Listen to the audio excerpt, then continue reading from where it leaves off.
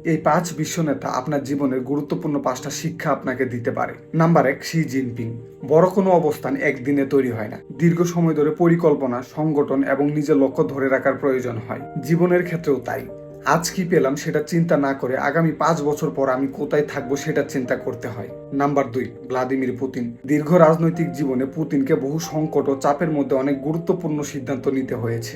এখান থেকে একটা সাধারণ শিক্ষা নেওয়া যায়, চাপের মুহূর্তে আবেগ দিয়ে নয়, পরিস্থিতি বুঝে সিদ্ধান্ত নিতে হয়। কারণ কঠিন সময়ে তোমার সিদ্ধান্তই তোমার চরিত্রকে প্রকাশ করে। নাম্বার ৩, কিম জং উন। কিম জং উনের নেতৃত্বে স্পষ্ট বিষয়গুলোর একটি হলো নিজের রাষ্ট্রীয় লক্ষ্যকে সামনে রেখে ধারাবাহিকভাবে এগিয়ে যেতে হয়। তোমার জীবনের লক্ষ্য যদি অস্পষ্ট হয় তাহলে তোমার পরিশ্রমও অস্পষ্ট হয়ে যাবে। তাই আগে ডিসিশন নাও তুমি আসলে কি অর্জন করতে চাও। Number ৪, Ali Khamenei. দীর্ঘ কঠিন সময়েও রাজনৈতিক পরিস্থিতিতে নিজের অবস্থান ধরে রেখেছেন।